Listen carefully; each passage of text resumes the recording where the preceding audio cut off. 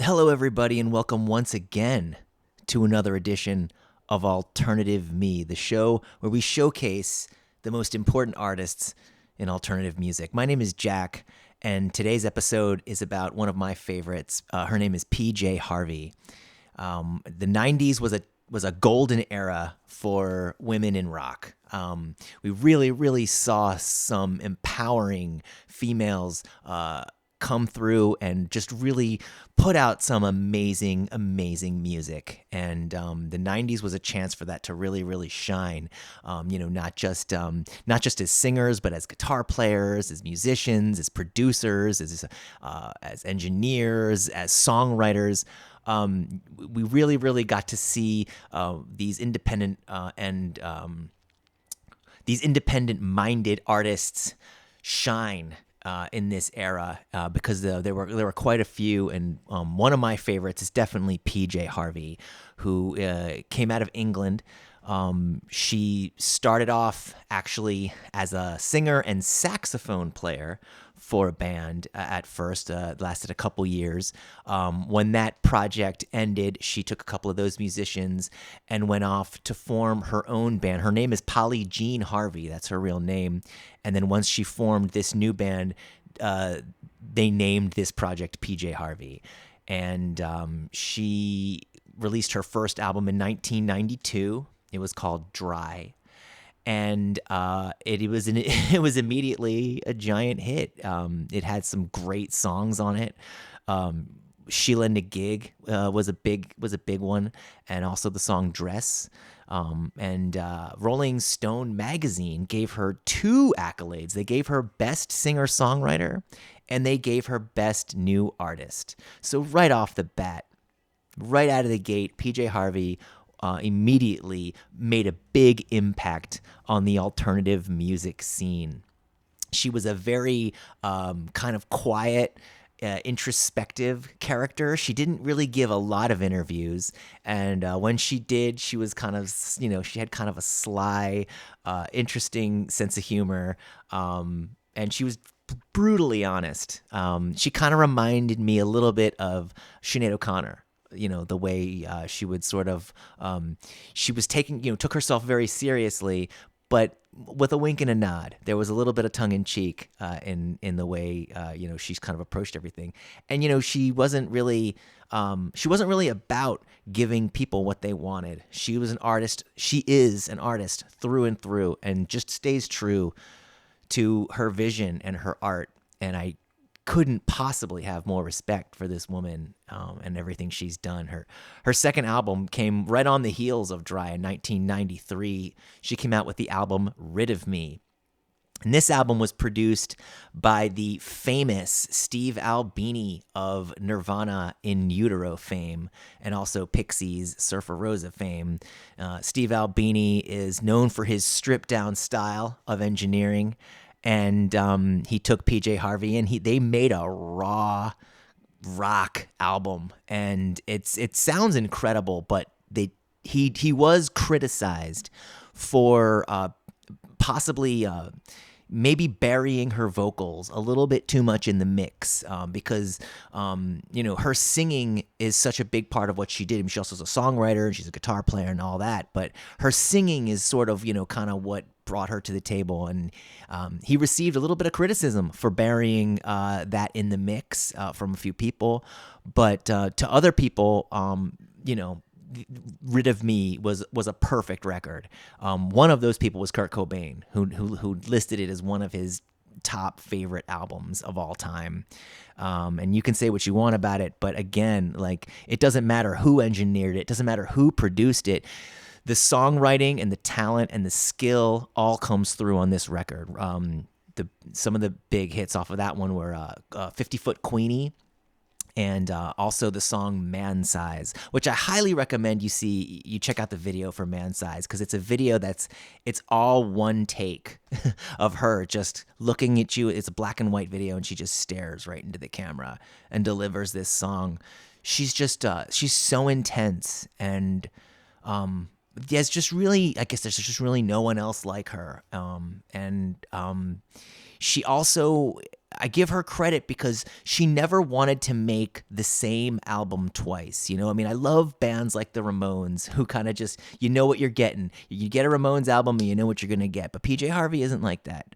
She wanted to give you something different every time, even if it was just for her own sake. So Dry doesn't really sound like Rid of Me. And then her third album, To Bring You My Love, which came out in 1995, was produced by Flood, who is couldn't be more different than Steve Albini.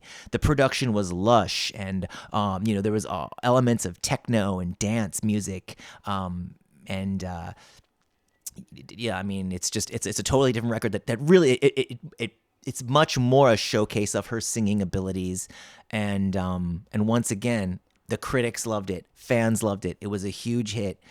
The big hit off of that one was Down by the Water, which was famous for the line, little fish, swimming in the water. Come back here, man. Give me my daughter." Like, wow. It's just so intense. And everybody loved this record. I mean, myself included. It's quite the record. Dry, Rid of Me, and To Bring You My Love they're so perfect in encapsulating what it meant to be this empowered 90s female artist, because she just came right out of the gate and she pulled no punches. And I think that you hear the term all killer, no filler, when you hear a record, and that's PJ Harvey. Every single song is filled with quality and value. She doesn't skimp on anything, and if she didn't like it, it wasn't going to be on the record. And then she released a couple more albums towards the end of the 90s, and then she continued to release a lot of good stuff into the 2000s. I want to concentrate more on what she did in the 90s here, but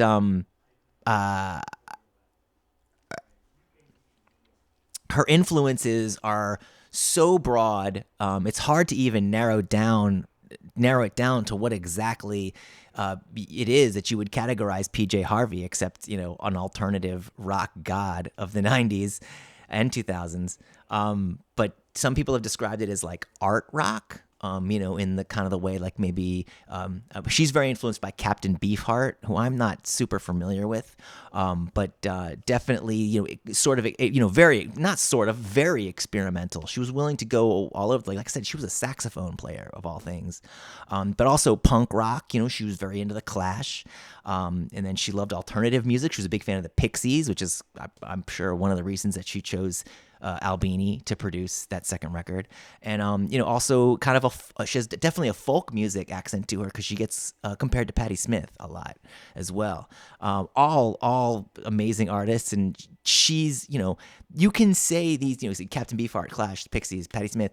PJ Harvey is in that category. Now, not only was she influenced by them, but she kind of became one of their peers. When you say Captain Beefheart, Clash, Pixies, Patti Smith, PJ Harvey belongs in that category. She was not only influenced by them, but she became one of their peers. I think that's amazing. Her rise to stardom is really something else. And I think that one of the most incredible things that I learned when researching PJ is that she was, in 2013, she was made a member of the Order of the British Empire by Queen Elizabeth. I'm not exactly sure what that means, if that's the equivalent of being like knighted, like Paul McCartney was. But I mean, that's a pretty big deal for anybody, much less this cool rocker chick who really is unique. And if anybody is in a category of her own, it's definitely PJ Harvey. If I was gonna recommend you go check out some PJ Harvey, definitely I would go with her first three records. I would go with Dry from 1992, Rid of Me from 1993, and then To Bring You My Love from 1995. Three records that are very, very different in almost every way, but also quintessential PJ Harvey. You can't go wrong with any of them. They're a must-have for any record collection. And also, her live performances are something else. Her videos are incredible. She's just a captivating woman to look at and I mean, she's beautiful, but she's also just so intense, and everything she does is so pure, and it's all coming from her heart. So all of her music videos are great. All of her live performances are pretty amazing. She's one of a kind, and like I said, she's not interested in giving people what they want. She's interested in doing what she wants. And I think that was the key, and that still is the key to her very, very long lasting success. So go ahead and check out those records, Dry, Rid of Me, To Bring You My Love. And so once again, I'm going to close out this edition of Alternative Me with another ukulele cover. This is the song Sheela Na Gig from the album Dry from 1992, PJ Harvey. I've been trying to show you over and over. Look at these, my childbearing hips. Look at these, my ruby red, ruby lips. Look at these, my work-strong arms. And you got to see my bottle full of charm. I lay it all at your feet.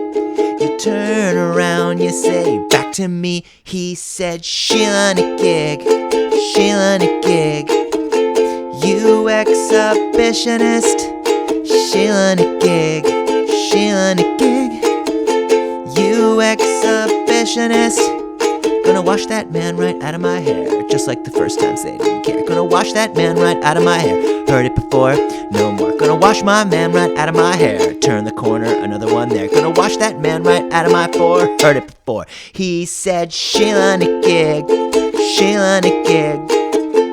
You exhibitionist, Sheela Na Gig, Sheela Na Gig. You exhibitionist. Put money in your idol hole. Put money in your idol hole. Gonna wash that man right out of my hair, just like the first time, say didn't care. Gonna wash that man right out of my hair. Heard it before and no more. Gonna take my hips to a man who cares. Turn the corner, another one there. Gonna take my hips to a man who cares. Heard it before. She said, Sheela Na Gig, Sheela Na Gig. You exhibitionist, Sheela Na Gig, Sheela Na Gig. You exhibitionist, you put money in your idol hole. You put money in your idol hole. He said, wash your breasts, I don't wanna be unclean. He said, please take those dirty pillows away from me. He said, wash your breasts, I don't wanna be unclean. He said, take those dirty pillows away from me.